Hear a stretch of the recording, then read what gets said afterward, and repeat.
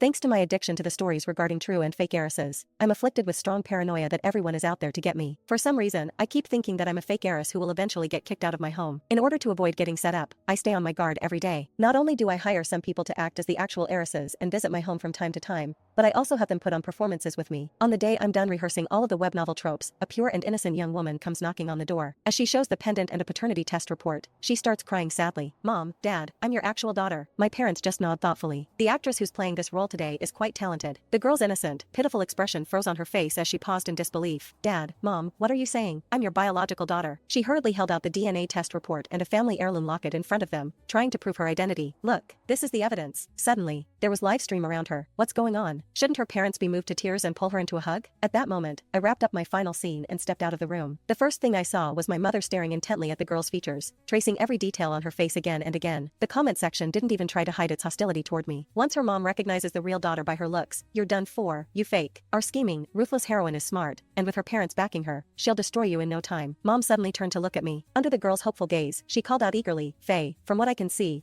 this girl has the best acting skills and is the most dedicated." She even prepared her own props. You won't go wrong partnering with her. The girl glanced at them, then down at the items in her own hands. Her expression darkened instantly. I cleared my throat, feeling a little awkward. "Mom, I don't think she's one of the actresses I brought in." That caught both my parents off guard as they sat on the couch. "What? She's not? Then, who is she?" With everyone's attention suddenly focused on her, the girl grew agitated. She threw herself at my parents' feet and sobbed, "Dad, Mom, I finally found you. Even though I've suffered all these years, struggling just to get by and barely having enough to eat, it was all worth it. Our family is finally reunited." Excitement surged through the comments again. Here it is, the classic recognition scene. The female lead is so pitiful. She's maxing out her parents' sympathy instantly. I can't wait for the parents to take it out on the fake daughter. She's been living in someone else's place all these years. The girl wiped her tears and looked up expectantly, but my parents remained oddly calm, even a little awkward. Dad looked especially uncomfortable and turned his face away. "Miss, calm down for a moment." The girl looked completely baffled, unable to understand why things were unfolding this way. I took it all in and nearly failed to hold back my laughter. Over the years, I had hired no fewer than 100 actors, running through thousands of familiar fiction cliches. The recognition plot alone had been staged nearly 100 times. The first time they saw it, my parents were so moved they cried, wishing they could give their hearts to the real daughter. The second time, they felt deep regret and swore to make it up to their biological child. By the 99th time, all that remained on their faces was numbness. They even begged me in their dreams to switch to a different storyline. Since it involved questions of parentage, my parents immediately called in professionals to run a full paternity verification process. The girl's name was Tanya Lockman. It turned out she truly was their biological daughter who had been switched at birth by a nurse. After the truth was verified, my parents clustered around her anxiously and instructed the staff to set up a room for her. Tanya saw that I hadn't moved from my spot. She made a show of rubbing her eyes until they turned red. "Faye grew up by your side, living in luxury and receiving the best education. I'm just a plain, shabby country girl. How could I possibly deserve to live in the same room as Faye?" A hint of self-deprecation lingered in her eyes. "I know I don't deserve it.